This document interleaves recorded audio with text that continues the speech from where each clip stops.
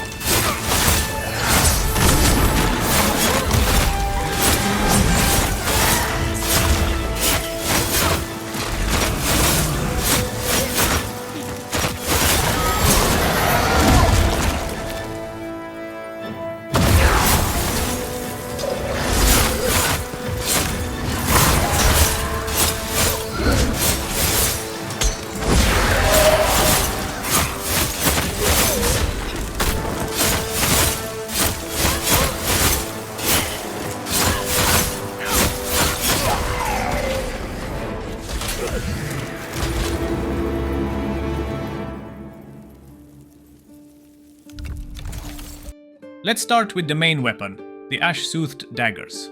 These are the best dual daggers in the entire game, or at least the best ones I personally found so far.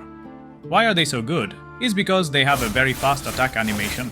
They hit 2-3 times in the span of a second. They basically do triple the amount of damage just from one attack. Now, before I move on to the stats, I want to explain how the element damage works in this game. The element damage works only with basic attacks, not with the runes. Most runes will have an element attack.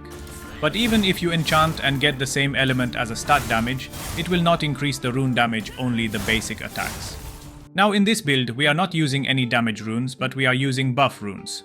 On the main weapon, I added the cold enchantment, as this will buff my cold damage even more. The cold enchantment rune you can find at Eleanor.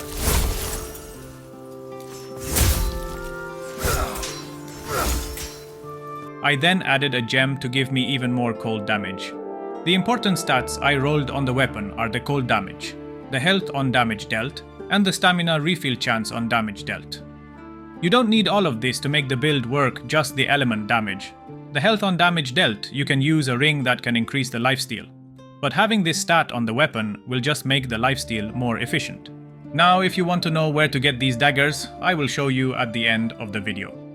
For the other weapon, you can use anything, as the main purpose of this second weapon is just to have a buff rune on it, the Damage Surge rune. The combination of Damage Surge and Cold Enchantment will significantly boost your damage. For the equipment, I've tried to focus on high armor, poise, and most important, stamina. Stamina being the most important focus on this build. The helm, I have stamina increase and poise. I also added a stamina cost decrease gem. For the body armor, again stamina increase and poise. I also added another stamina increase gem. For the gloves, stamina increase. And for the pants, again stamina increase and poise. I also added a stamina regeneration gem. For the rings, I'm using 2 of the most powerful rings in the game. The fierce rings that give me both armor increase and damage increase. The last ring is the crow ring that gives me 2 health on damage dealt. Basically lifesteal, but it does come with a penalty to my overall health. For the stats, I'm using 31 in health, 32 in dexterity and intelligence to increase my weapon damage a bit more, 16 in focus to be able to use both buff runes one after the other, and then 26 in equip load to put me into the normal weight class and give me good mobility. And that's it, the Ice Rogue build, insane damage, survivability and stamina. Now to get the dual daggers, the ash-soothed daggers, all you have to do is buy the recipe from Eleanor, and then you craft it at the anvil near the blacksmith. To find the recipe, you need to upgrade Eleanor's shop to tier 3. For the anvil, you need to upgrade the blacksmith to tier 2. To farm materials and rings, you can go to the Greenwich vendor, as he will sell lots of random materials and rings. If you upgrade his shop, he will sell more stuff, so you will have more chances to find what you need. If he doesn't have what you are looking for, you can create multiple realms, and when you go to him in every one of them, he will have a fresh shop. Keep in mind that the game is still in early access, so certain things might change with future patches. I hope this video helps you in your Wicked journey. If you liked this video, consider subscribing, and if you have any questions, leave them in the comments.